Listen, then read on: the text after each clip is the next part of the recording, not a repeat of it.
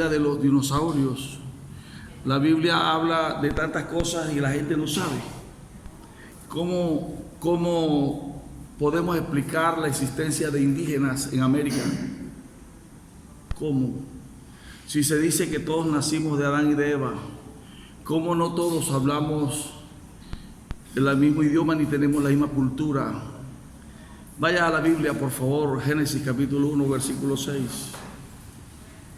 Vamos a leer, vamos a permitir, luego voy a hablar de Zaqueo, voy a hablar de unas cositas, porque voy a hacer una pequeña introducción hoy, y luego pues estaremos, Génesis 1,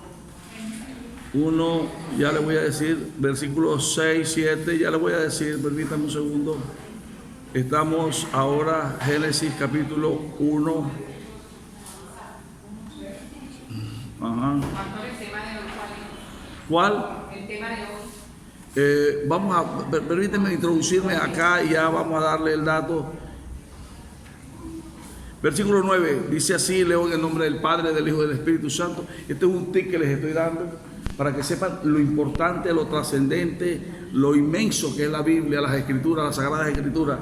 Y eso de que en el pasado la ciencia contradecía la Biblia, todo lo contrario. La ciencia explica la Biblia. La ciencia explica la Biblia. Dijo también Dios: júntense las aguas que estén debajo de los cielos en un lugar, y descúbrase lo seco. Y fue así, diga conmigo, y descúbrase lo seco. Y descúbrase lo seco. No dice los secos. Un solo continente se llamaba Pangea.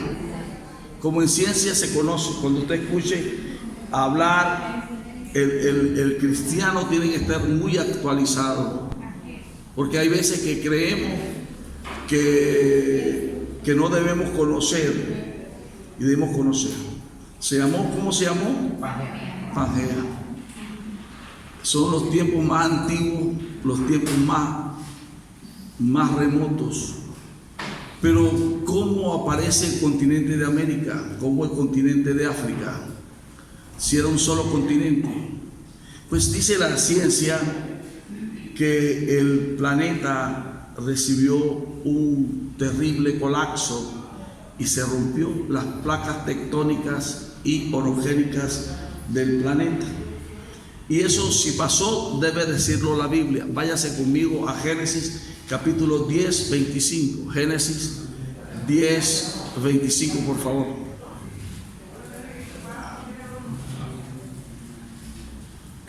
Génesis 10, 25. ¿Alguien lo puede leer?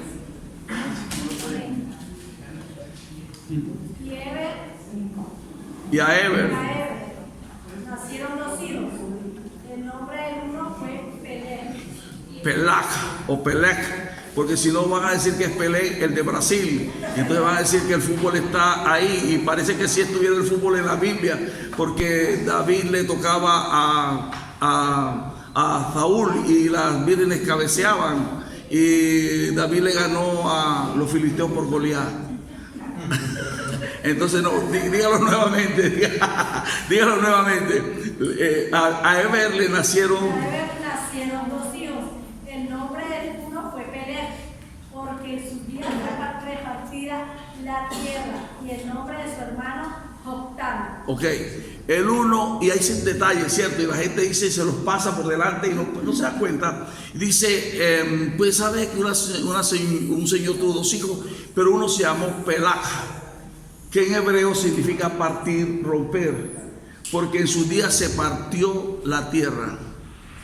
En los tiempos pasados, los seres humanos colocaban a sus familias o los nombres de ciertos hijos de acuerdo a situaciones o de acuerdo a países. Por ejemplo, si usted estudió trigonometría, Pitágoras de Samos, porque Samos está en Asia Menor, o José de Arimatea, o vamos a encontrar una serie, por ejemplo, Judas Iscariote. ¿Por qué? Porque había una región en Judea que se llamaba Isirio, y los de Isirio se le llamaban los Iscariotes, como los de Barranquilla, los curramberos. ¿Okay? Entonces, Resulta que hay una marca gigantesca en la Biblia que dice que la tierra sí fue rota, que es efectivo, que los datos científicos están registrados en la Biblia y que en los tiempos más antiguos pasó esto. Pero en el capítulo 11 dice que Dios confunde la lengua de las personas. Este acontecimiento debió suceder primero, el 11. La Biblia no es una narración consecutiva. La Biblia reúne solo datos específicos. Déjeme decirle, Juan dijo que si todas las cosas se hubiesen escrito, no cabrían los libros en el mundo.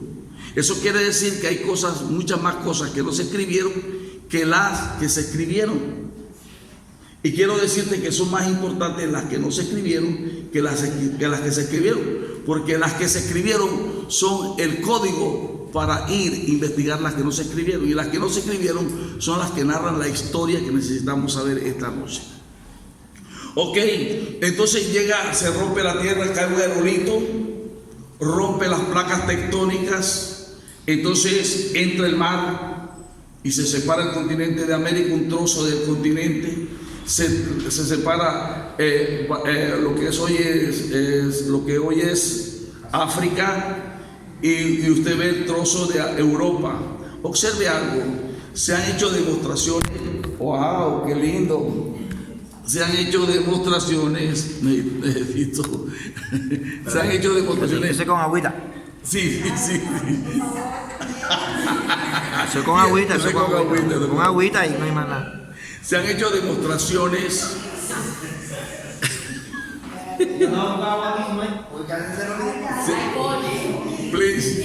Se han hecho demostraciones a través de virtuales.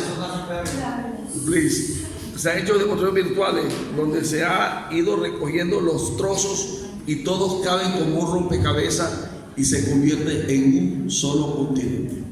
Una de las cosas que usted debe aprender y debe saber es que los grandes intelectuales del mundo vienen de lo que llamamos nosotros el mundo antiguo, o sea, Asia, Jerusalén. Ahí están los grandes intelectuales. Si usted habla de los pintores más famosos del planeta, ahí fueron. Ahí, si usted habla de Pitágoras, de Demóstenes, de Sócrates, si usted habla de los hombres más elocuentes del planeta, fueron allí. Fueron en Asia Menor, en Jerusalén y en los entornos, Egipto, las pirámides. ¿Pero por qué? Porque ellos no se separaron, ellos siguieron culturizándose. Pero nosotros, el agua entró y nosotros quedamos aislados de la cultura y nos desculturizamos. Pongo un ejemplo: si usted, una hija suya se casa con un norteamericano y se lo lleva para los Estados Unidos y le nacen niños ahí, sus niños no van a saber español. Y si sus nietos es posible que ni siquiera conozcan a Barranquilla. Y si los nietos de los nietos de los nietos de los nietos a lo mejor ni sepan que tuvieron un abuelo colombiano. Entonces, ¿qué sucede? Lo que sucede es eso, que nos desculturizamos. Y está demostrado que el ser humano es producto del medio, ¿ves? Y sabemos, sobre todo aquí en Colombia, es muy simpático eso, de que la tierra te gobierna. El antioqueño no es igual que el bogotano jamás es igual que el cartagenero al samario, el samario al barranquillero, jamás somos. El caleño es totalmente diferente, como me gusta, es diferente, es totalmente diferente. Entonces, ¿qué pasó? Que el hombre entró en las grutas, el hombre se volvió un cavernícola. Y por eso es que todos venimos de Adán, y aun cuando estamos en un continente alejado de nuestra madre tierra que es Asia, sin embargo estamos glorificando el nombre del Señor en el mismo sentido. Yo enseñaba en la universidad, precisamente Simón Bolívar, hace muchos años aquí, pruebas arqueológicas, paleontológicas del diluvio universal. Yo te puedo mostrar que el diluvio universal fue real. Los hidrólogos dicen que si lloviera 40 días y 40 noches, máximo 10 centímetros sobre el nivel del mar, subiría el agua. Pero ¿por qué entonces llegó hasta el monte más alto, que es el Kilimanjaro? 18 pies, que son 6 metros y algo más. Todo tiene una explicación, porque la Biblia dice, escúcheme bien, en Génesis capítulo 1, 6, sepárense las aguas de las aguas, y arriba se separó el agua, y arriba quedó un escudo de agua, no había ozono. ¿Sabía usted por qué Adán duraba y la gente duraba muchísimos años? Porque el ozono envejece. El agua no. ¿Perdón, por qué? Porque el ozono envejece. Mata el colágeno de la piel. El ozono. El ozono. ¿Y qué pasaba? Que antes había un escudo de agua, no de ozono. Por eso los hombres vivían 600 y 800 años. Pruebas científicas de ese sistema prodigioso. Por eso Adán vivía pleno, feliz. ¿Por qué? Porque quedó agua arriba. Hoy hay un grado altísimo de humedad, sabemos todos que hay un grado de condensación, pero todas las cataratas que estaban arriba se cayeron en el diluvio universal. Porque si usted lee en Génesis capítulo 6, versículo 5, dijo Dios: cortaré la vida de los hombres. Voy a precipitar su vejez, voy a anular sus días, y el hombre se envejecerá mucho más rápido ahora. Entonces el hombre comenzó a tener menos años y a morir más rápido. Para que usted lo sepa, cayó todo el agua. Y entonces se llenó por encima, quedó como al principio, la tierra llena de agua. Génesis 1:2. Pero, ¿y entonces qué hizo el agua ahora? La Biblia mía dice que al soplo del Altísimo, no tengo el pasaje, no todo me lo aprendo, se cuajan las aguas. Y dice Génesis capítulo 8:4 que se acordó Dios de Noé, hizo soplar el viento y las aguas se redujeron. Un decano de la universidad me dijo: ¿y dónde está el agua? Le dije: en las dos carótidas de la tierra, que se llaman Polo Norte y Polo Sur. Son cientos de miles de toneladas de agua que están reservadas allí. La Biblia es el libro científico más exacto, más preciso, es la evidencia más grande de que Dios nos hizo a nosotros. Denle un aplauso grande a la Biblia.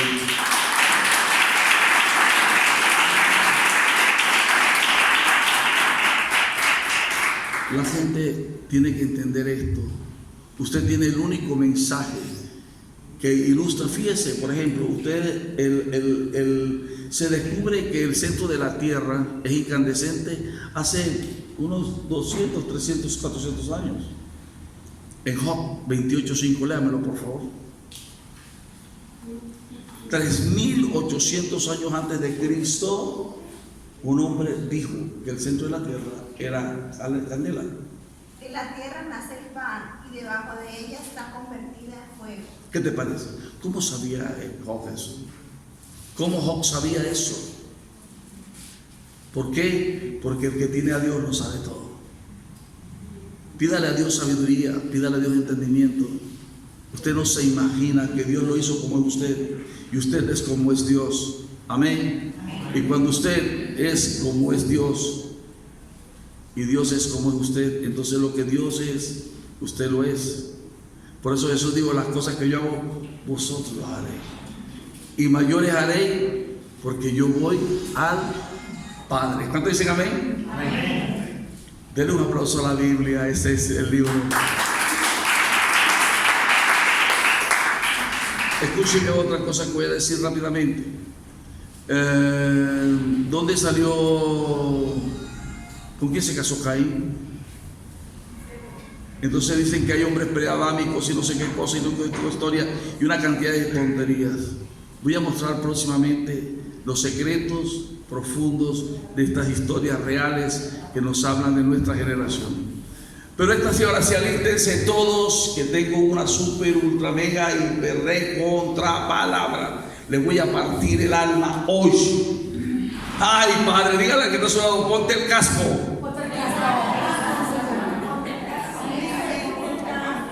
Porque viene dinamita pura.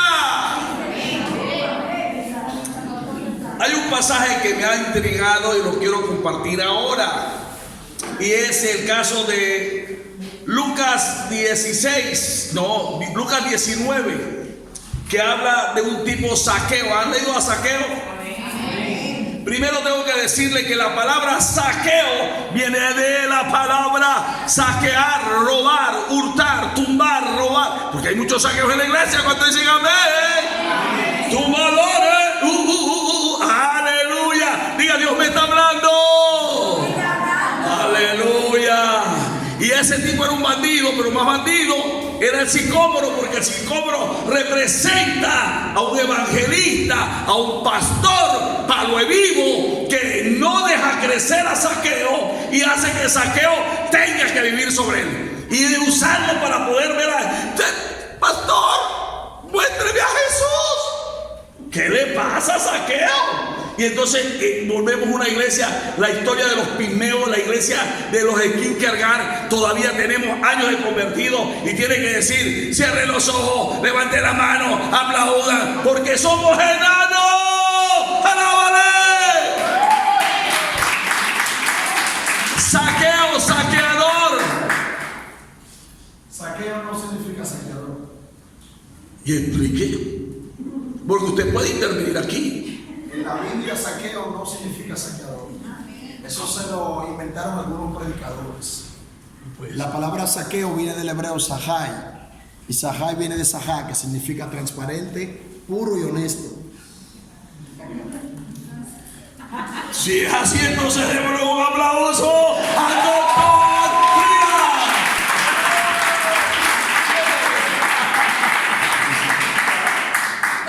Buenas noches y bendiciones.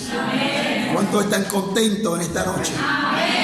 Yo también me siento contento, agradecido de Dios. Es un honor, una honra, un privilegio para mí estar acá. Soy de República Dominicana. Conocí al apóstol José Macías y ya me ha adoptado como un hijo, o sea que él es mi padre. Amén. Entonces estamos acá para tratar algunos puntos teológicos que la gente, algunos que la gente maneja y otros que la gente no maneja.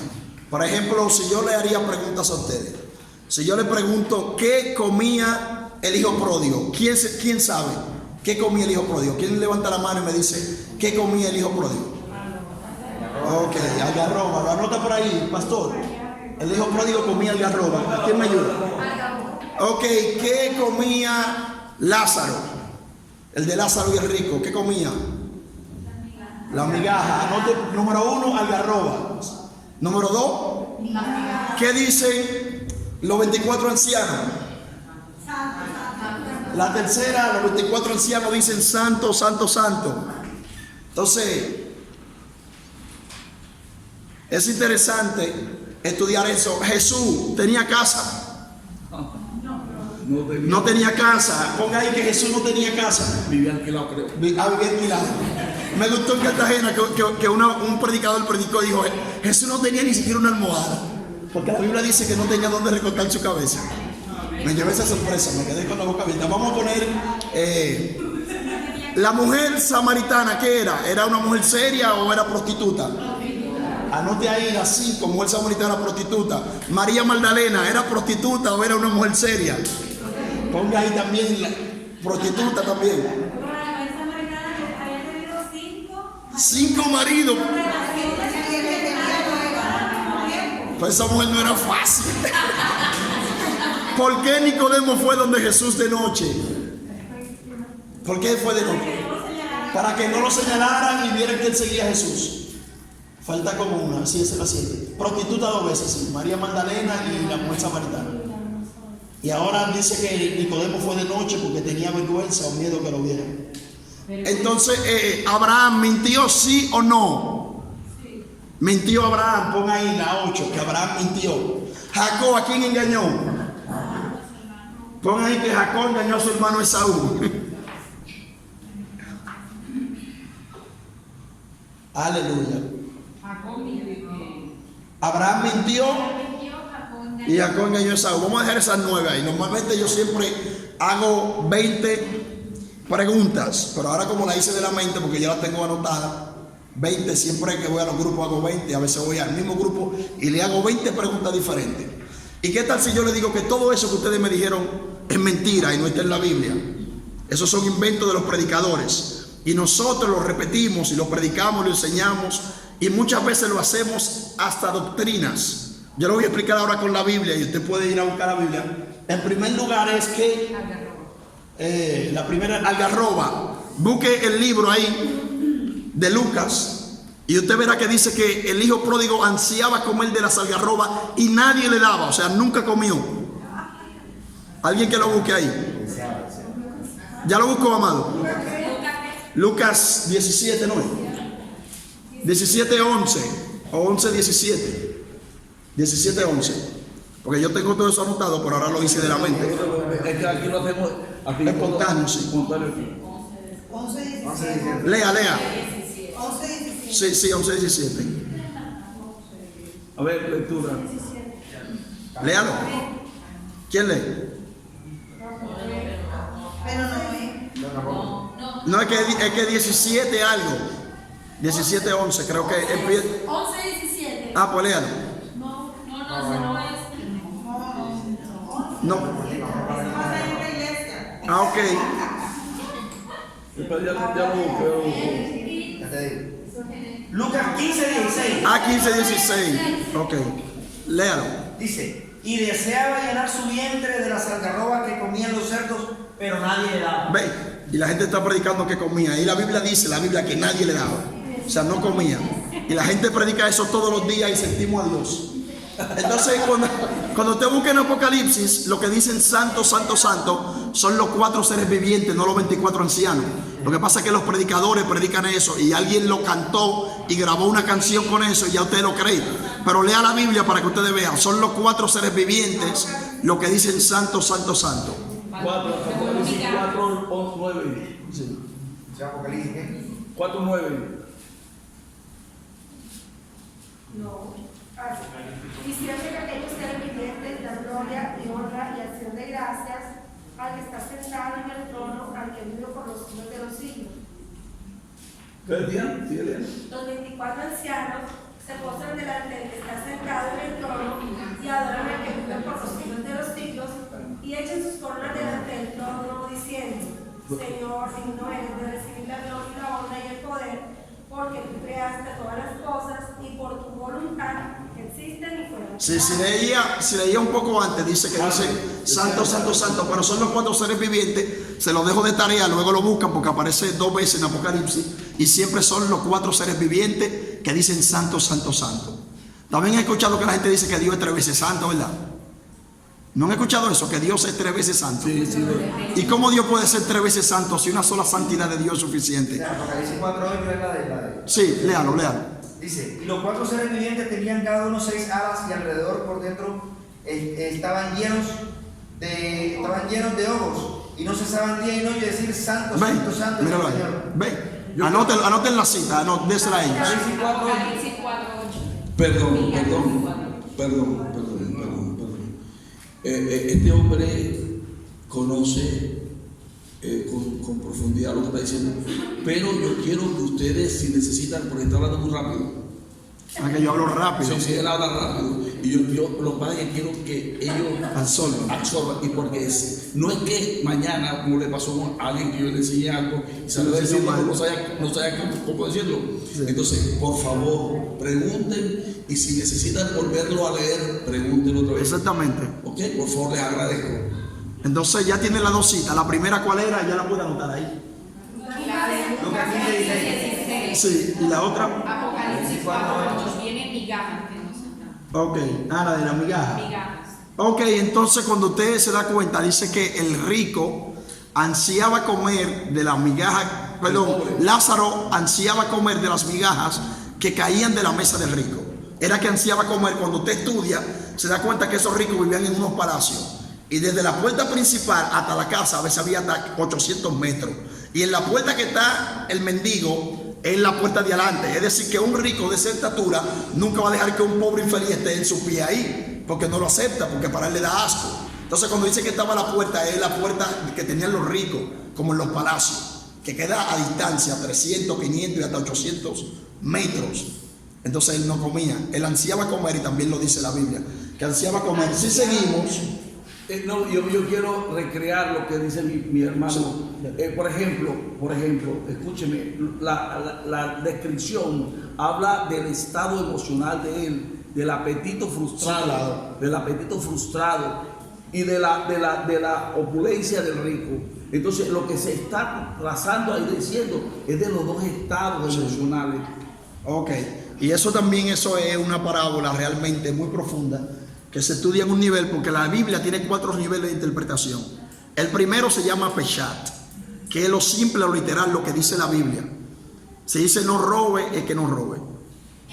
Pero por ejemplo, cuando vamos al segundo nivel, se llama Remes en hebreo, que es una idea que usted tiene, una insinuación que aunque diga algo, usted dice no, eso no dice eso.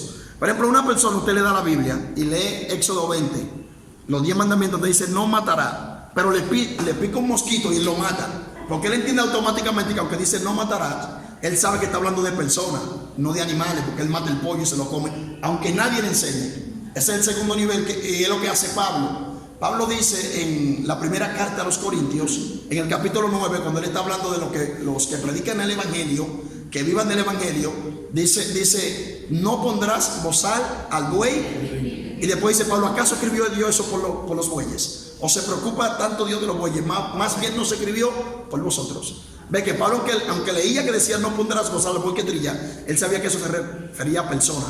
Ese también es el segundo nivel, que dice una cosa, pero tú sabes que va más allá. Entonces el tercer nivel se llama Derash, y es una exégesis ya que usted tiene que estudiar el pasaje en la forma cultural, histórica, y luego la semántica de la palabra, y a llevarla y aplicarla al tiempo, porque las cosas en la Biblia y también en castellano significan acorde al tiempo. Por ejemplo, en hebreo bíblico la palabra shalom significa paz y completo. En el hebreo moderno, shalom significa adiós o hola. Es como chao en italiano, chao, shalom, shalom, shalom. Entonces, ve, los idiomas evolucionan.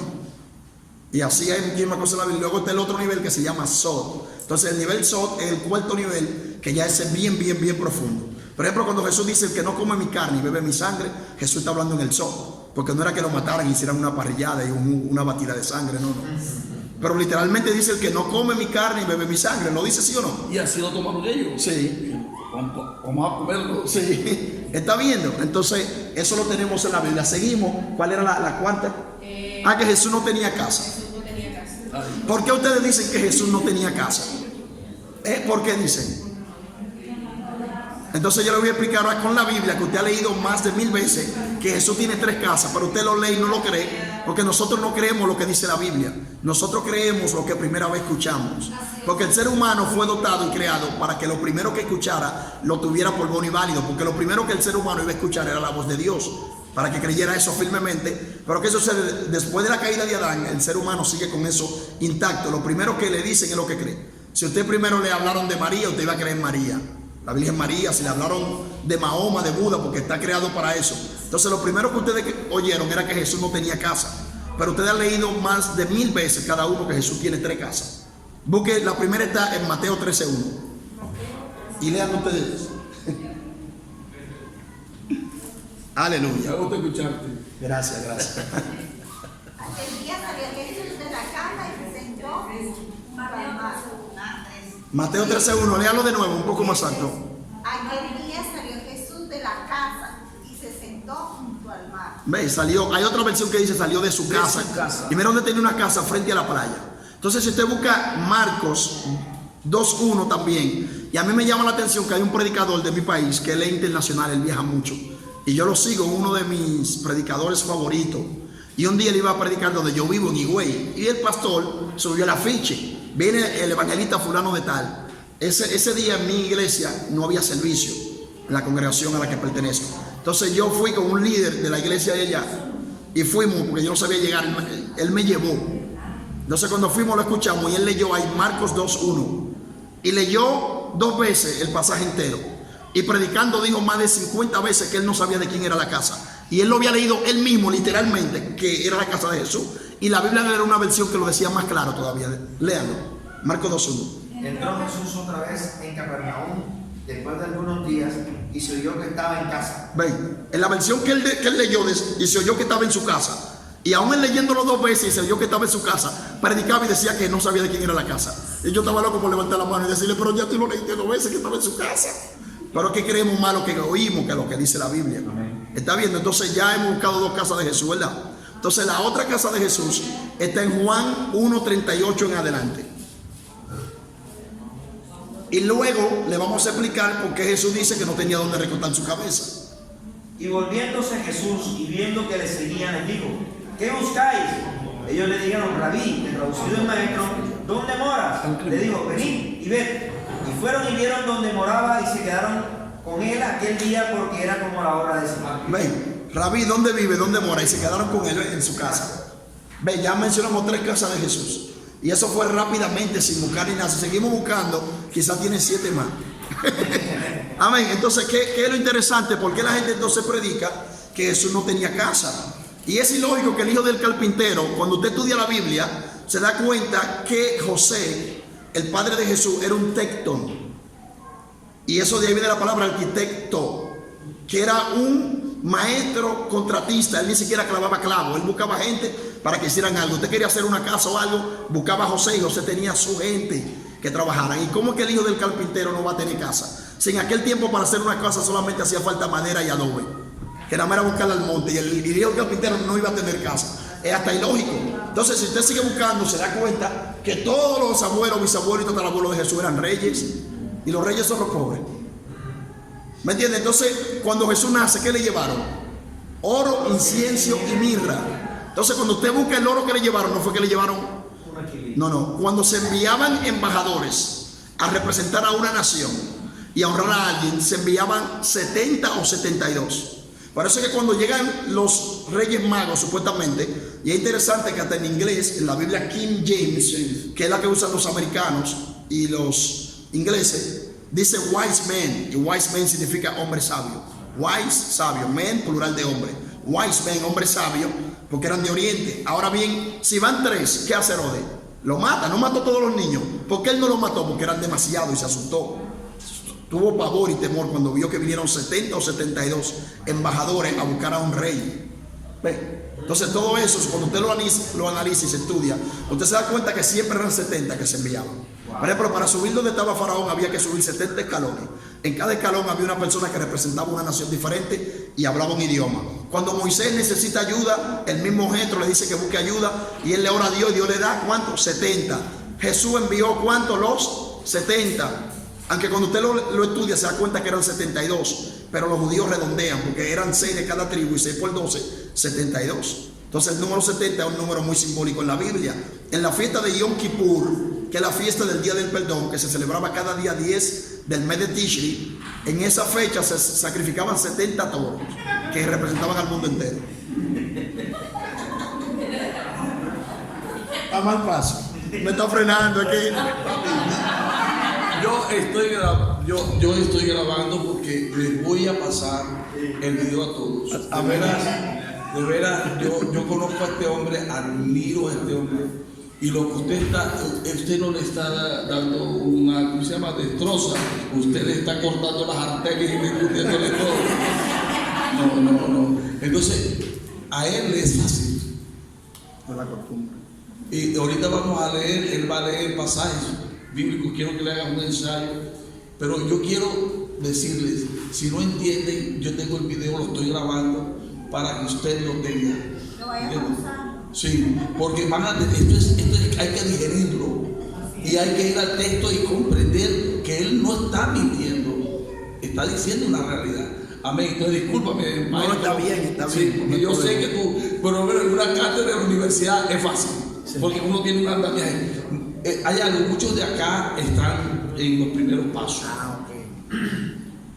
Ya, estamos tratando. Dale, yo pensaba que eran teólogos. No. Sí, porque realmente siempre me buscan para darle clase a teólogos, maestros, teólogos, doctores en teología. Entonces por eso yo voy tan rápido, porque lo que yo le digo, realmente ellos ya lo manejan, ellos lo que lo van a confirmar solamente en la mente, la misma mente le va a decir. Por fe lo son. Sí, amén. Entonces nos quedamos en la parte de que el muchacho... Dígame, de Yom Kippur, no, que en la fiesta de Yom Kippur también se sacrificaban 70 toros, que representaba a las 70 naciones del mundo. Es decir, que en el plan de Dios de redención siempre tuvo la nación, el mundo. No fue solo Israel, y ellos lo hacían cada año, pero ellos no querían que nosotros nos salváramos. Pero gracias a Dios estamos acá. Amén. Aleluya, seguimos. Entonces, ¿por qué entonces Jesús dice, hay un escriba que le dice a Yeshua, a Jesús, maestro, te seguiré donde quiera que vaya? Y Jesús le dice, las aves del cielo tienen nidos, las zorras tienen guaridas, mas el Hijo del Hombre no tiene dónde respetar su cabeza. Entonces de ahí que la gente sacó y se inventó que Jesús no tenía casa. Pero es porque no conocen la cultura, no conocen nada. ¿Por qué? Porque cuando, por ejemplo, yo que soy de un campo, yo me crié en un campo, las personas que han vivido en el campo o donde hay aves, se da cuenta que las aves no viven en nidos. Las aves viven en los árboles. Las aves solamente hacen nido cuando van a reproducirse. Yo era criador de aves, de gallina, de guinea y de otras aves. Tengo una hermana que era vendedora de unos periquitos que dicen periquitos del amor, que son muchos pajaritos de colores que pasan el día cantando y son bonitos, sí. Entonces no viven en nidos. Las aves solamente hacen el nido cuando van a poner los huevos, luego después que lo incuban y paren o sacan, lo incuban, que son incubados los huevos, y nacen los polluelos o sacan los huevos. Entonces cuando pueden volar ya no vuelven nunca más al nido. Y si van a poner de nuevo, inclusive la mayoría se van a otro nido, ni siquiera usan el mismo. ¿Por qué? Porque las aves no viven en nidos, viven en árboles. Y lo mismo pasa con la zorra. Las zorras no viven en guaridas, solamente van a la guarida cuando van a reproducirse. Entonces eso es lo que estaba diciendo, era que lo que él tenía, de lo que él estaba embarazado, que era de lo de Dios, el plan de Dios, la salvación para el mundo y la enseñanza, él no tenía dónde depositarlo. Porque cuando viene el escriba, que en hebreo se llama sofer, el escriba, le dice, te seguiré donde quiera que vaya, porque, escuche bien esto, cuando una persona decidía seguir a un rabino o a un maestro, esa persona de todo lo que él recibía tenía que darle el doble al maestro. Si compraba una túnica tenía que comprarle 2 al maestro. Por eso el apóstol Pablo...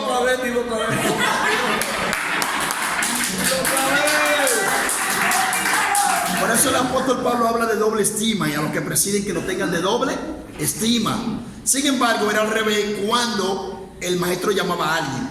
Cuando el maestro llamaba a alguien tenía que mantenerlo a él y a su familia. ¿Por qué usted cree que Jesús llamaba a la gente y se iba a todo el mundo? Sabemos que era el Hijo de Dios, que tenía unción, pero cuando Jesús le decía sígueme, soltaban la barca, porque era un rabino y lo reconocían como rabino. Entonces cuando un rabino llamaba a alguien tenía que mantenerle la familia. Si Jesús viniera ahora llamando a todos ustedes, ¿está viendo? Entonces esa era la cultura de ese tiempo hebrea. Pero cuando todos los maestros necesitaban un rabino o 2 o 3 para que le escribiera todo, entonces este rabino quería, este maestro o sofer, escriba, quería seguir a Jesús. Por eso que le dice, maestro, te seguiré. Ahí que Jesús le dice, eso es lo que le dice, mira, tú no me puedes seguir porque mi misión que yo tengo es móvil, porque yo no he encontrado las personas clave donde voy a depositar lo que yo traje de Dios. ¿Por qué? Porque había personas que estaban en Samaria, como es el caso de la mujer samaritana, habían romanos. Entonces el ministerio de Jesús iba a estar en movimiento, depositando lo que él tenía de Dios. Y a eso es que se refería cuando dice que las aves del cielo tienen nido, las zorras guarida, mas el Hijo del Hombre no tiene donde recostar su cabeza. Porque ya le expliqué con la Biblia que tenía 3 casas, y eso fue rápido así. Ven, entonces todo es así, seguimos. Si tienen alguna pregunta, la notan y al final la pueden hacer toda junta, o como decía el apóstol Macías. La mujer samaritana. Entonces la gente dice que la mujer samaritana era prostituta, pero la Biblia nunca dice que era prostituta. Jesús le dice, 5 maridos ha tenido y el que ahora tiene no es el tuyo. Yo tengo una hermana que ha tenido como 8 maridos y nunca ha sido prostituta, que se ha divorciado. Claro, y tiene hijos como con 5 hombres diferentes. Y siempre ha sido una mujer trabajadora, licenciada, profesional. Trabajó con el jefe de Estado Mayor, trabajó ella, mi hermana. No es prostituta y ha tenido como 8 maridos. ¿Pero por qué? Porque tuvo un marido, se divorció, se dejó, no le convenía, se metió con otro. Según ella también era malo. Se casó con otro, también era malo. Ven, y se ha casado, tiene hijos como con 5 hombres diferentes. Y no es prostituta nunca, ni siquiera toma alcohol, ni fuma, ni nada. Entonces nosotros cuando leemos, como tenemos una mente morbosa, latina, desde que leemos que la Biblia dice 5 maridos ha tenido el que tiene el tuyo, prostituta. No dice que fueron juntos los 5. Amén, dice 5 maridos has tenido. No mienta la fecha. Entonces, exactamente, y el que ahora tiene no es el tuyo. Entonces, cuando estudiamos la cultura y la época, esa mujer representaba a toda Samaria.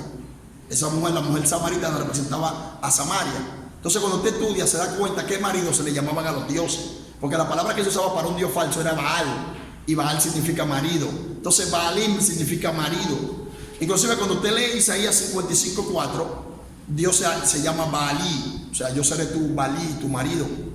Y en una parte dice, ya no le llamaré más Balí, sino Ishi. Sí. O sea, ya no será marido como Baal, sino como Ish, de hombre. Entonces todo eso está ahí en la Biblia. Entonces estudiamos y nos damos cuenta. Isaías que 55:4. Yo seré tu marido y tú serás mi mujer. Isha. Algo así, sí. El caso es que es el concepto hebreo de eso. Y él está hablando con una samaritana. ¿Qué resulta? Que esta mujer, los samaritanos, realmente, siempre que eran llevados cautivos por una nación, optaban los dioses de la nación. Entonces cuando usted estudia se da cuenta que ellos fueron llevados cautivos por los egipcios, fueron llevados cautivos por los babilonios, por los medopersas, fueron llevados cautivos por los griegos, fueron llevados cautivos por los sirios y ahora son llevados cautivos por Roma. Y ya estaban contando los dioses de Roma. Entonces por eso que dice, el marido que ahora tiene no es tu marido, porque era el César, lo estaban contando como Dios y César no era Dios. Entonces cuando buscamos la historia, por ejemplo en el libro de Tobías, de la Biblia de Jerusalén o la Biblia católica, nos damos cuenta que hay una mujer que se llamaba Sara, que se casó 7 veces y murió virgen y señorita, o sea, señorita murió. Y está en la Biblia, se llamaba Sara. ¿Por qué? Porque ella se casó y de eso habla la Biblia. Usted lo ha leído en Mateo 22. Van los saduceos donde Jesús, que la Biblia dice que no creían en la resurrección. Le dice, maestro, no la Biblia dice, y vinieron los saduceos donde Jesús, los cuales no creían ni en ángeles ni en la resurrección, y le dijeron, maestro, hubo entre nosotros un hombre que se casó con una mujer y murió sin dejar descendencia. Según la ley del Yibún es liberato.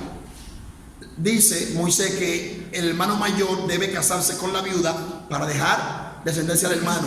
Vino el segundo y se casó y también murió sin dejar descendencia. Vino el tercero y murió sin dejar descendencia. Y así sucedió que los 7 se casaron con ella. En la resurrección de los justos, ¿de cuál de los 7 será? Ya que los 7 la tuvieron. Entonces esa es una historia que pasó en la vida real. Y está en el libro de Tobías, capítulo 2 y 3. Entonces esta se casó 7 veces y murió señorita. Entonces, ¿por qué era mujer samaritana? Porque tuvo 5, tenía que ser prostituta. Tobías, sí. Tobías capítulo 2 y 3, la Biblia católica. Ustedes pueden leer esos libros, pero no como inspirado, sino como historia. Porque los mismos judíos usan los libros de Macabeos, lo usan como historia. Porque, por ejemplo, una de las fiestas que más le gusta a los judíos se llama Hanukkah. La palabra Hanukkah significa dedicación o consagración. Y esa fiesta ellos la celebran el 25 de un mes que se llama Kislev. Entonces el 25 de ese mes, cada 4 años cae justamente con el 25 de diciembre de nosotros. Y eso le llama la fiesta de las luces. Y eso tiene una connotación con lo que es el 25 de diciembre. El caso es que esa fiesta es una fiesta judía, no es una fiesta de Dios. Nosotros, perdón, la iluminación es los 8 de diciembre. Aquí, por ejemplo, en Colombia. En 25 es la natividad. Sí, exactamente. Sí, pero allá en las ambas. Sí. Allá en ambas, sí. Pero aquí el Hanukkah es el 8. Ok, el caso es el día exclusivo. Ok, el caso es que lo que le quería explicar, gracias, que esa fiesta ellos la usan como la tercera fiesta de independencia del pueblo judío. Porque el pueblo judío tiene 3 fiestas de independencia. ¿Cuántas fiestas tiene? 3. ¿Y cuántos años nuevos tiene el calendario judío? En un año, ¿cuántos años nuevos tiene? ¿Sabe cuánto? 4. Y por eso es que a nosotros algunas veces se nos hace difícil entender la Biblia. Porque puede decir, y en el año nuevo el rey fulano, y pasado 2 meses en año nuevo, dice, la Biblia se contradice. Porque pasaron 2 meses y año nuevo otra vez. Y es que ellos tienen 4 años nuevos. Porque tienen el año nuevo de la creación, que es el primero de Tishri. Luego tienen el año nuevo que Dios le dio cuando estaban en Egipto, que le dijo, este será para vosotros principio de los meses, y ese es el primero de Nisan. Luego tienen el año nuevo de los animales, que es el primero de Lul, y tienen el año nuevo de los árboles, que es el 15 de Shvat. Oiga eso, un día 15 un año nuevo, porque para mí un año nuevo tenía que ser el día primero. Entonces ven la mentalidad hebrea que diferente es. Entonces lo lindo que esta Biblia hebrea es lo que nosotros estudiamos, leemos y enseñamos. Entonces cuando no manejamos la cultura, damos muchas enseñanzas erróneas, con un buen corazón, un buen sentido, pero lo hacemos mal. Y lo lindo que Jesús dice, a mí me gusta algo que dice la Biblia, Que Jesús dice, si un ciego guía a otro ciego, nada más se cae en el hoyo el de adelante porque el de atrás no sabía. Eso que dice, no es eso. El de atrás lo hizo con buen corazón. Entonces nosotros a veces aprendemos con eso, que a veces la intención no es suficiente. Aunque lo primero que Dios mira es la intención, pero a veces la intención no es suficiente. Usa quería detener el arca con buena intención y se murió. ¿Están viendo? Y así sucesivamente. Entonces vamos a seguir. Si tienen alguna pregunta, no sé si la harán ahora o al final. Perdón, yo quiero no se me vaya a indigestar. Yo quiero. Ya estamos sin dieta. No, escuchen, por favor. Esto nos hace responsables de leer ese libro. Porque si usted lee ese libro, yo me gozo cuando escucho a este hombre. ¿Por qué? Porque hay miles de cosas que yo había leído y de pronto él me las ha enseñado. Y es más comprensible ese libro cuando lo leo y alguien me lo explica.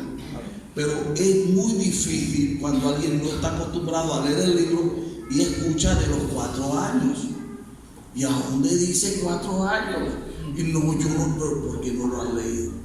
Pero cuando tú lo has leído, los pasajes, y aún sin entenderlo, dices, wow, esto con razón, y se te hace entendible todo. Entonces, ¿alguna pregunta? Lo que sea.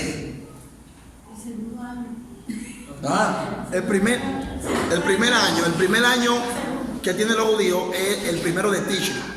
El segundo año nuevo es Todo despacito. el primero de Nisan. Primero de Tishri y luego primero de Nisan. Y el primero de Nisan.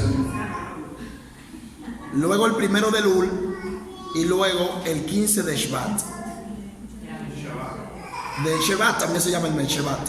Pero los judíos, por ejemplo, yo estudié con judíos de España, entonces ellos dicen Shvat. Igual que por ejemplo Salomón se llama Shelomó, pero los judíos donde yo estudié dicen Shlomo y quitan la Shlomo. Dígame. Sí, exactamente. Baruch Hashem, muy bendito el nombre. Luego yo le voy a dar hebreo, creo, un día de esto. Le voy a dar un día hebreo y otro griego. Y ahí le voy a enseñar, por ejemplo, cómo los judíos oran. Pero prométanme, por amor de Cristo, yo estoy feliz, pero prométanme que van a repasar lo que están aprendiendo ahora. Pero prometan, pero porque no tiene sentido. ¿Sabe una cosa? Es como un desperdicio, es como hacer un banquete donde la gente no come. No vale. No vale.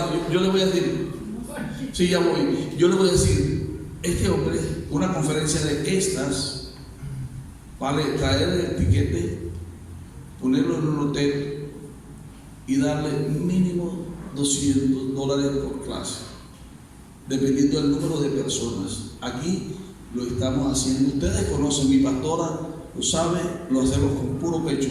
Pero no es justo. Dicen por ahí un dicho mal dicho, el que lo que no nos cuesta, hagamos filo. Déjenme decirle, yo le aseguro, y ya ha recibido llamada aquí en Barranquilla, pero está prohibido, porque lo están sacando a ir a otras iglesias y no puede ir porque él no puede quedarnos mal a nosotros. Y el que usted haya llegado hoy, todo este grupo lo han comprometido más a él. Amén. Yo les pido un aplauso para ustedes. Ustedes son lo mejor que nos ha pasado, lo mejor, porque ustedes están mostrando hambre de conocer. Y eso es lo que hace que nuestro ministerio sea importante. Imagínate un tipo que haga comida donde la gente no coma, no vale. ¿Tiene una pregunta? Bueno, hablando sobre el calendario y sobre los años, dentro de un periodo, o sea, podemos decir que dentro de un año hay 4 celebraciones. De año nuevo, sí, de año nuevo. O sea, 4 celebraciones, pero representan un año. Sí, lo que pasa es como quiera un año, pero que hay 4 años nuevos, porque está el año nuevo de la creación, se llama el año nuevo de Adán, y luego está el año nuevo que Dios le da cuando están en Egipto, porque recuerden que cuando ellos estaban en Egipto, ellos estaban en el mes 7, que era Nisan, pero Dios le dice, este será para vosotros principio de los meses. Entonces el mes 7 se vuelve el primero y el primero el 7, porque eso es un principio bíblico que luego, si voy a predicar un día, se lo voy a enseñar. ¿Por qué? Porque lo primero que Dios hace cuando Dios llama a alguien es que le cambia la agenda y el calendario. Por ejemplo, si usted viene a servir a Dios y no cambió su agenda y su calendario, usted nunca puede servir a Dios como Dios quiere. Porque lo primero es cambiar tu agenda y poner la agenda de Dios. Quitar tu calendario y poner el calendario de Dios. Ay, tráiganse hasta el gato. Al punto, ¿qué día el punto? Mañana. El jueves, ya sabes, va a aprender el jueves. Mañana a las 7 de la No, pero culto. Culto oficial. Entonces mañana va a soltar eso. Pues vamos. No podemos decir que en ese periodo cambiaron, en esas 4 celebraciones no cambió 2020, 2021, 2022. No, solo cambia un solo año. Sí. Escúchame, te voy a poner un ejemplo. Tu mami cumple en febrero, para ella es un año que es su chico. Sí. Tu tía cumple en junio, otro cumpleaños. Pero no es el año, son los ciclos. Sí, como expliqué al principio, que dije que en un año tienen 4 años nuevos, en un solo año. Sí, yo lo dije al principio. Sí, entonces seguimos. Entonces, no, pero está bien que pregunten, no se queden con duda, porque le pasa lo que dice él. Yo he enseñado cosas y después hay gente que lo escucha y lo quiere explicar y no puede. Dígame.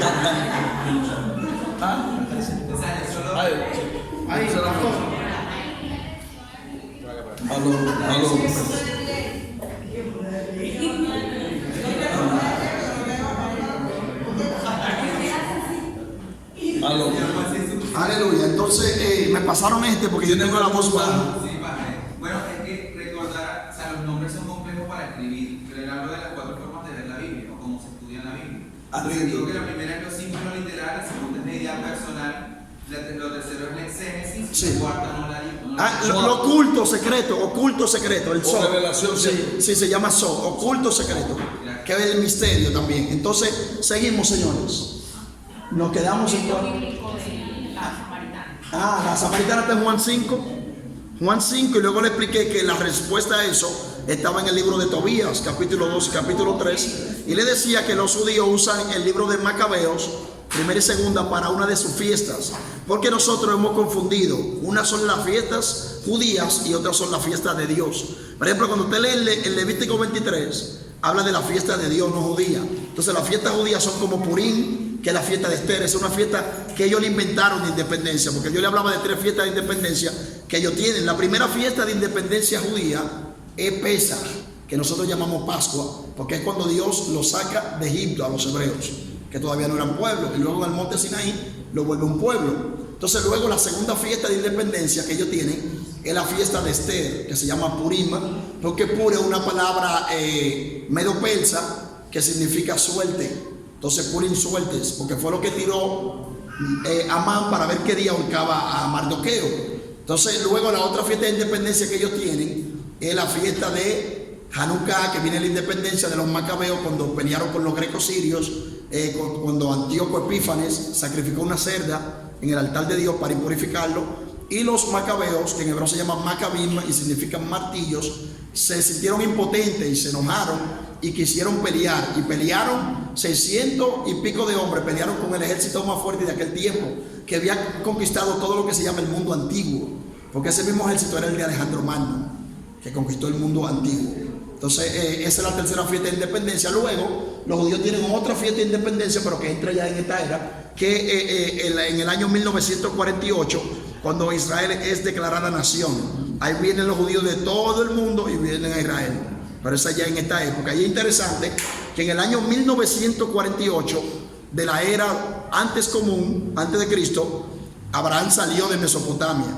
En el año 1948. En el año 1948, de esta era, todos los judíos vuelven a Jerusalén. Interesante, la misma fecha. Porque a los judíos siempre les acontecía lo mismo, la misma fecha. Eso de Israel es tan profundo y tan lindo que siempre llovía el mismo día, el mismo mes cada año. Ellos sabían cuándo iba a llover. El mes que viene, el día 7 hay lluvia, literalmente. Interesante, ¿verdad? Aquí uno sale y lo atrapa el agua por ahí. Amén. Entonces, tenemos lo de María Magdalena. La palabra Magdalena viene de una palabra hebrea que se llama Migdal, y la palabra Migdal significa torre. Entonces María Magdalena significa que María era de la torre, o sea que vivía en un lugar donde había una torre alta, donde cuidaban a la ciudad. Siempre hay una torre, y en la torre se llama Migdal, que había un mispá, y un mispá es una atalaya. Hey, tenemos un ayudante, se está casi sentando aquí. Amén. Entonces María Magdalena significa María de la torre, era del lugar donde había una torre. Entonces la Biblia especifica que a ella le sacaron unos demonios, ¿no? 7 demonios, y ya por eso la gente dice que es prostituta. Pero yo he leído la Biblia muchísimas veces y nunca he encontrado donde dice que la mujer es prostituta. La gente se inventa una cosa. Lo que pasa es que en la película católica que dan todos los años en Semana Santa, la pusieron prostituta, y ya de ahí uno predica que es prostituta, pero yo nunca he encontrado eso en la Biblia. ¿Alguien de ustedes ha encontrado que María Magdalena? Entonces, es una película católica que hay. Entonces, mire cómo nosotros nos dejamos influenciar de cosas tan simples. En la Biblia nunca aparece eso. Entonces hay muchas cosas que tenemos así, doctrinas, enseñanzas, fundamentos, cosas que las tenemos hasta como fundamento, y son tantas que yo no me atrevo ni a decirlas. Tenemos una pregunta ahí. Ok. Celebramos el nacimiento de Jesús el 24 de diciembre, ¿verdad? El 25, sí. No nació, realmente le voy a explicar, realmente Jesús nació, según se cree, nació un 3 de septiembre de esa época, porque la Biblia especifica que estaban los pastores. Entonces también hay una profecía que dice que Yeshua iba a hacer tabernáculo con nosotros, iba a habitar el tabernáculo. Entonces Jesús nació para una fiesta de los tabernáculos, y la fiesta de los tabernáculos es la última fiesta judía que siempre se hace, empieza el 15 del mes de Tishri y termina el 21-22, entre las dos tardes. Entonces para esa fecha fue que él nació. Por eso era que no había lugar donde meterlo, y dice la gente que era un pesebre, pero no era un pesebre. Pero es otro tema que vamos a discutir después. El caso es que él nace para esa fecha, pero como no se sabía a ciencia cierta cuándo nació, ya es fácil. Si usted sabe hebreo y tiene un calendario hebreo, usted se mete en la computadora y usted le da para atrás, y entonces eso le descifra todo. Si sabe hebreo y busca los dos calendarios y lo compara y le va dando para atrás, usted se va a dar cuenta el día que nació y todo. Eso es fácil. Inclusive se sabe el día que Adán pecó.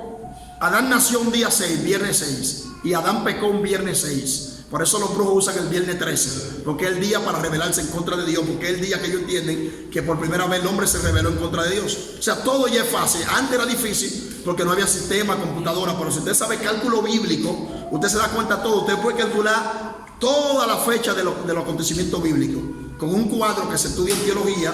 Cuando usted está estudiando teología profunda, le hacen un cuadro y le ponen a Adán y le ponen todos los personajes y le ponen una fecha y le van explicando, y usted mismo, en media hora usted sabe calcular los cálculos bíblicos. El caso es que entonces, como no se sabía a ciencia cierta cuándo Yeshua nació, lo que se hacía era que tapaban una fecha. Por ejemplo, el 25 de diciembre se celebraba la fiesta a Tamuz, y Tamuz era el hijo de Semilomí y Nimrod, y era un dios. Entonces lo que hizo fue la Iglesia Católica, una buena idea, que como no sabía cuándo nació Jesús, puso la fecha de Jesús el 25 de diciembre, y con eso cubría de que se adorara a Nimrod. Ven, ustedes ni siquiera sabían que ese era el día de Tamuz, el 25 de diciembre. Y es lo mismo que hace Dios.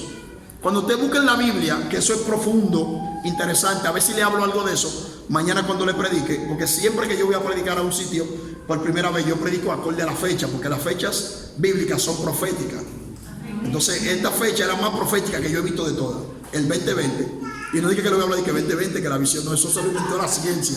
Sí, porque el 2020 de la visión, eso es científico, es tecnológico y médico. Porque en el año 1998, el 17 de febrero, la WHO, que son una sigla o un acrónimo de WHO, en inglés la W es World, mundo, la H es Health, que es salud, y la última letra, la O, es Organization. Entonces la WHO, la World Health Organization, entonces en español es OMS, Organización Mundial de la Salud. En el 1998 ellos dijeron que para el 2020, el 2020, ellos iban a tener la cura para la miopía y la ceguera. Entonces realmente eso se cumplió, porque hace unos 2 o 3 años que Israel tiene esa cura. Lo que pasa es que no está todo el mundo para la miopía y la ceguera. Entonces ellos profetizaron eso y se cumplió, y ellos no son profetas. Entonces si usted profetiza, tiene que cumplirse con mucho más razón. Profetícele algo al que está a su lado ahí, diga: profetizo bendición, salud. Ensaya y practique. Profetice algo bueno.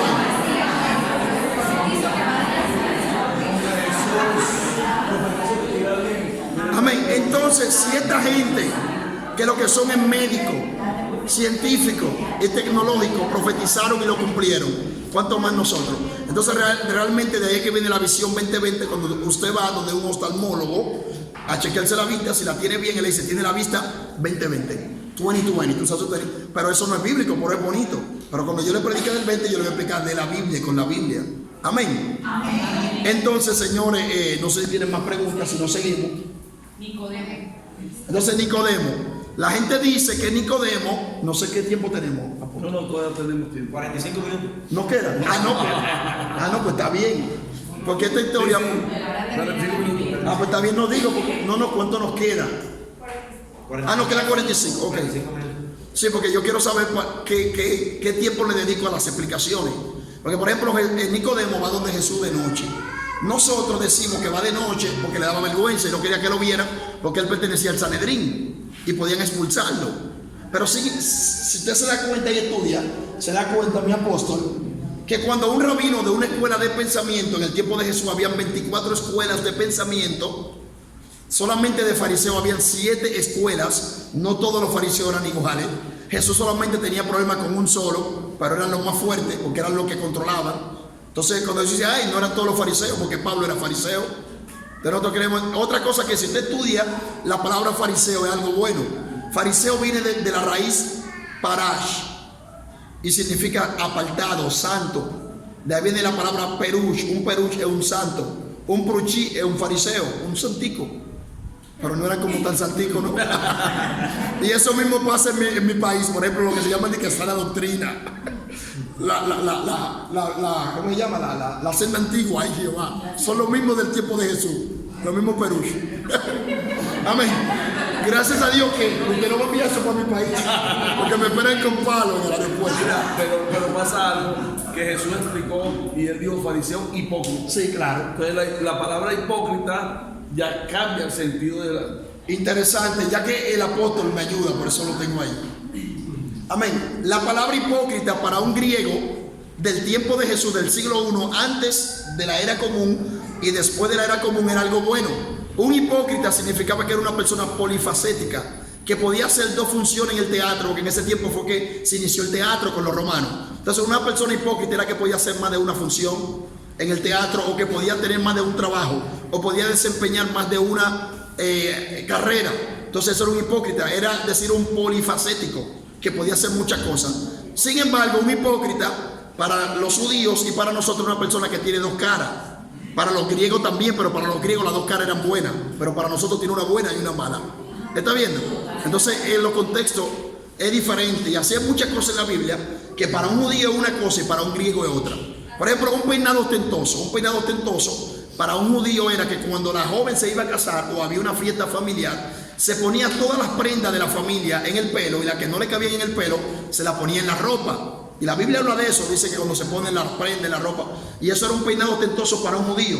Ahora, para un griego, un peinado ostentoso es que las mujeres que eran de uso sexual se peinaban para el lado izquierdo, y las que eran para trabajo doméstico se peinaban a la derecha. Entonces, cuando las mujeres en Corinto se convertían a Cristo, tenían tanto tiempo peinándose al derecho, al izquierdo, que se le olvidaba. Entonces Pablo dice, si ya ustedes se convirtieron, no se sigan peinando para el lado izquierdo, porque la gente va a creer que es prostituta y que se están prostituyendo en la iglesia.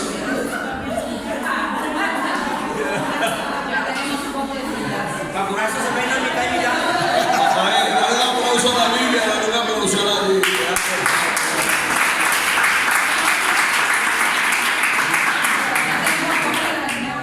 ¿Y por qué no? Mitad y mitad. Entonces, todo eso lo tenemos en la Biblia. Entonces, cuando la gente lee la Biblia, one second, por ejemplo, cuando yo leo la Biblia, ¿sabe qué yo creo? Que la Biblia se escribió en República Dominicana. Cuando Matías lee Aquí en Barranquilla. Macías lee la Biblia, o Matías cree que se escribió aquí en Barranquilla o en Argentina. Mira, cuando yo leí Mateo 23, ese fue el verso que más me marcó. Mateo 23 dice: hay de vosotros, escribas y fariseos, hipócritas, porque diezmáis de la menta, del eneldo y del comino. Cuando yo leí eso, que diezmaban de una menta, oiga lo que yo pensaba. Yo pensaba que El fariseo compraba un caramelo, allá se le llama menta, una menta verde que allá le llaman de guardia. Y yo decía, ¿y cómo? Wow, esos fariseos compraban un caramelito, lo partían en 10 pedazos y le llevaban un pedazo al sacerdote. Eso es lo que yo creía, porque yo interpreto acorde a lo que yo conozco. Usted nunca puede ir más allá de la revelación que le ha sido expuesta. Usted va a interpretar hasta donde usted conoce. Y yo creía que era eso. Cuando me di cuenta lo que quiere decir ahí, la menta inclusive era una planta, un arbusto que huele a menta y se hacía como una especie de aromática de té. Digo yo, pero no es lo mismo. Entonces, aparte de eso, lo que quería decir ahí era que los fariseos diezmaban de lo más mínimo, pero yo pensaba que era una menta literal que la partían en 10 pedacitos.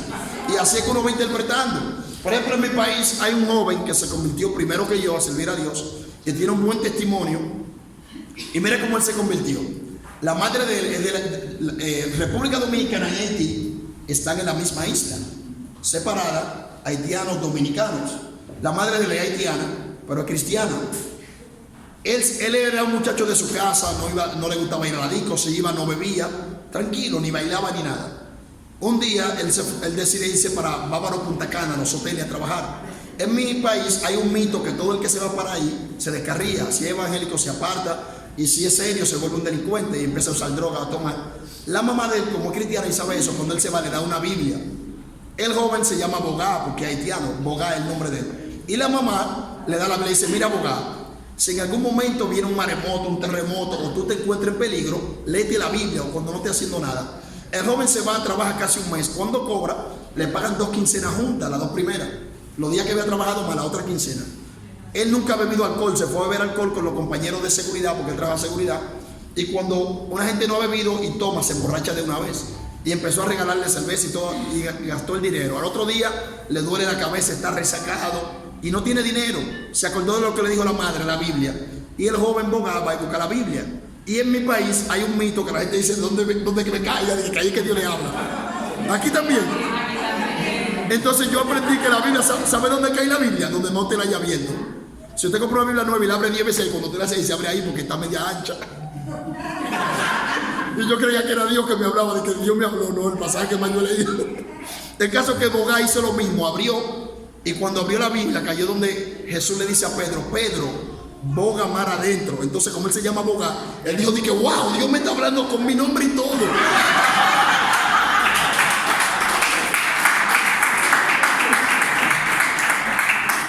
Mire, y Dios es tan bueno que él fue y se convirtió, renunció al trabajo. Y eso hace más de 20 años, todavía es cristiano, él y su familia. Por una mala interpretación, Dios es tan bueno que hasta con eso nos convierte. Eso es para que veamos la misericordia y el amor de Dios. Amén. Entonces por eso es bueno prepararse, es bueno estudiar la unción. Todo es una mezcla. Si usted tiene conocimiento y no tiene unción, hay un problema. Si tiene mucha unción y no tiene conocimiento, el problema es todavía mayor. Entonces es un balance. El conocimiento tiene que ir con la unción con el conocimiento. Llámese unción a lo que es unción, porque en mi país creen que unción es bulla. Si usted dice, ¡ay, cuánta unción! Aunque tenga 10 años sin orar. Amén. Pero seguimos. Era para darle esa idea. Entonces, Nicodemo, no hemos terminado Nicodemo. ¿Por qué usted cree que yo pregunté ahora? Porque vamos a durar un rato ahí. Entonces, Nicodemo, que pertenecía al Sanedrín y era fariseo, quería recibir una revelación de otra escuela.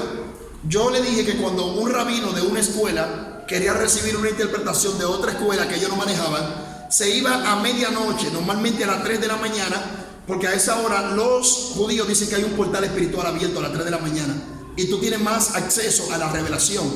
Ellos sacaron eso porque los levitas eran lo más profundo en la Biblia y eran los que menos estudiaban, porque pasaban el día entero ministrando en el templo.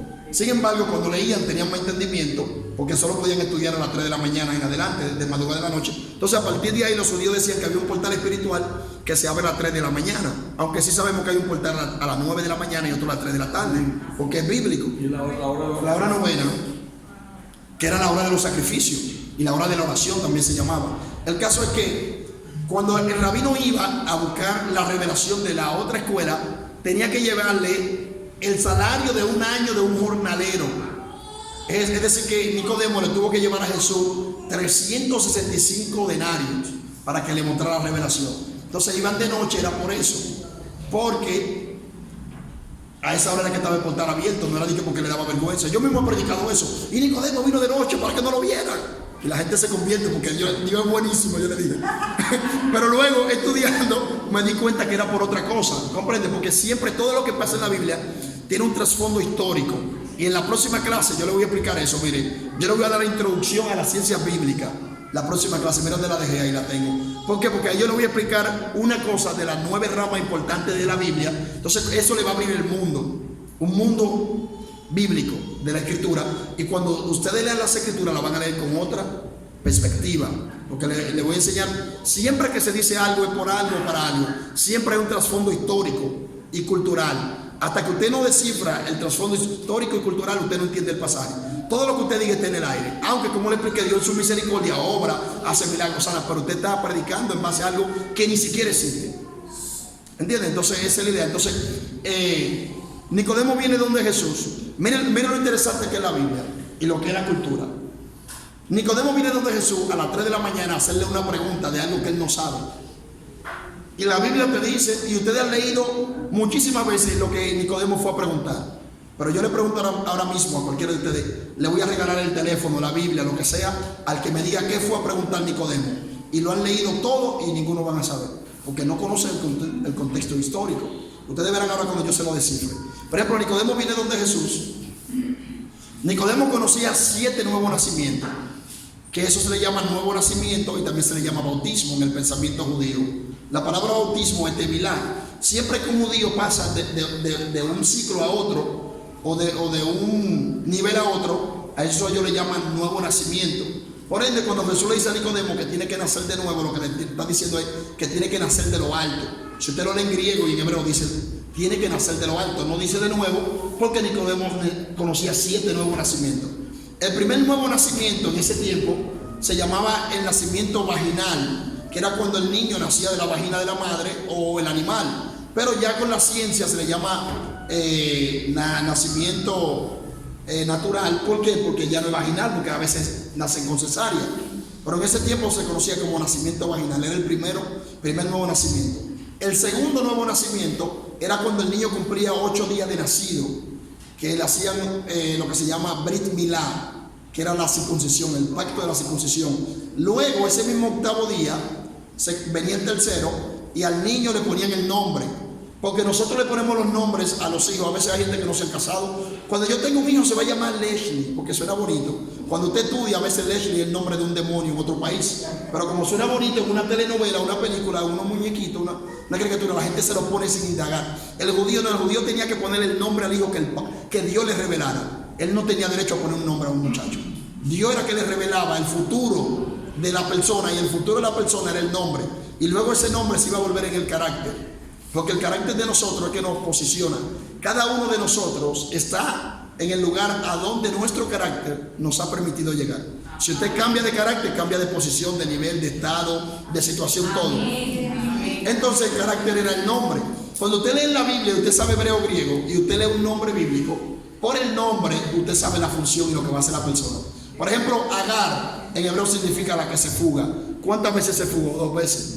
Por ejemplo, Caín significa adquirido, pero también significa lanza y celoso.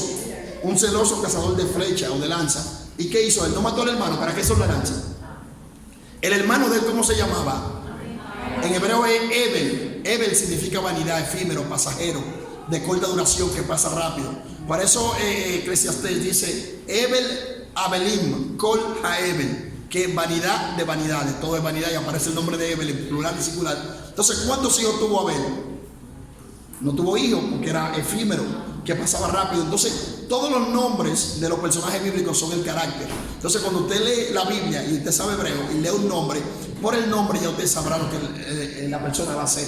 Y eso yo lo puedo hacer con todos los nombres famosos de la Biblia, porque gracias a Dios yo estudié todos los números del 1 al 1000, estudié todos los nombres famosos. Claro que hay nombres en la genealogía que uno no lo sabe, pero por ejemplo Abraham, Isaac, con los nombres de los patriarcas, de los normales, yo lo manejé, y lo manejo porque eso te da una claridad. Por ejemplo, en la Biblia hay un hombre que se llamaba Nabal, el esposo de Abigail. Nabal significa tonto, estúpido, necio.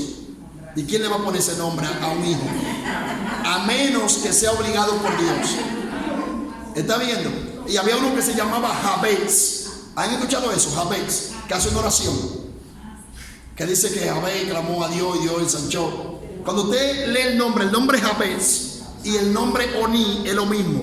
Recuerde que el último hijo de Raquel, ella le iba a poner por nombre Ben-Oní. ¿Cómo le iba a poner? Entonces la palabra Ben significa hijo y Oní significa miseria, pobreza, dolor.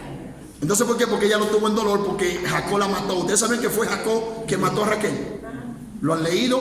Jacob dijo: el que tenga los ídolos que muere, y más para adelante ya se muere, porque ella tenía los ídolos de Labán debajo de ella y Jacob no sabía. Por eso la palabra tiene poder. Por ejemplo, a Sara, ¿quién mató a Sara? Ella misma se mató. Todo eso está en la Biblia y usted lo lee. Sara le dijo a Dios, Abraham, que Dios juzgara entre ellos dos cuál era el culpable. La culpable fue ella, que le dio a Agar. Entonces, ¿quién se murió? Se murió ella. Porque ella dijo: juzgue Dios entre tú y yo. Entonces hay que tener cuidado con lo que uno dice. El único juicio que se ejecuta de una vez cuando usted le pide al cielo que haga juicio. Nunca diga: Dios juzgue entre fulano. Que si en ese momento la persona está en un nivel espiritual más alto, que sea en ese momento, te fuiste. ¿En serio? Entonces ese fue el problema. El caso es que Jabez significa dolor, también miseria. Pero ¿por qué la madre le puso Jabez? Cuando usted lee la Biblia dice: y Jabez era más ilustre que todos sus hermanos, por lo cual oró a Dios, o invocó a Dios, o proclamó a Dios. Cuando usted lee en hebreo, ahí no dice que era ilustre, ahí dice que era obeso, pesado. Dice: Jabez era más gordo que todos los judíos, por lo cual oró a Dios, porque para los judíos el ser gordo es casi pecado, porque los judíos dicen que la gente que es obesa y gordo es porque no tiene dominio propio. No, yo le estoy diciendo. Dice el apóstol que mañana predica a él mañana. Yo le estoy diciendo lo que ellos piensan, porque realmente nosotros sabemos que hay problemas hormonales. Sabemos que hay gente que casi no come y engorda por las hormonas.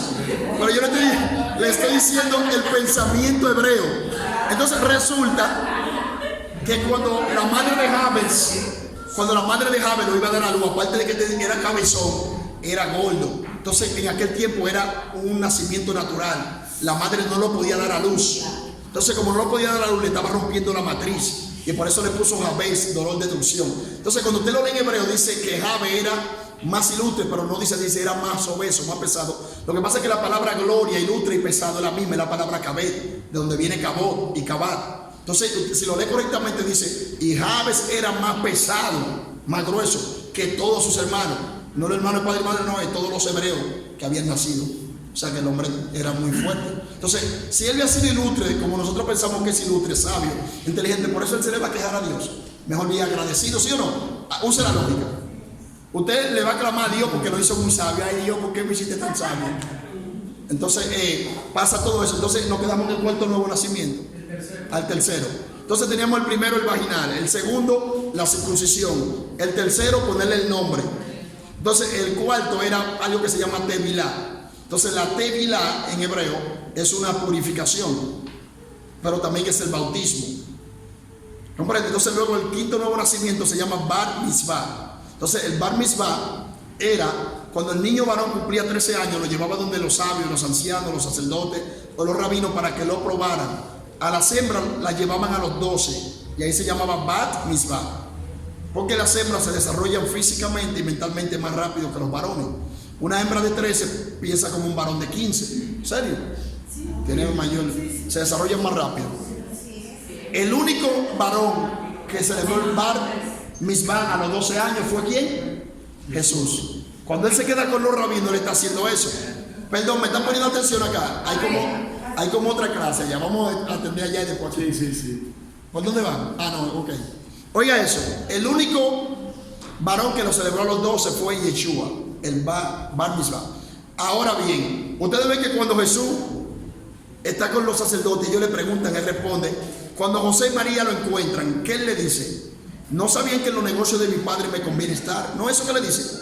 Entonces, cuando usted estudia la cultura de ese tiempo, se da cuenta que cuando al niño lo llevaban donde los sacerdotes, los rabinos o los maestros, y era aprobado con la fiesta del bar mitzvah. La palabra bar significa hijo en arameo,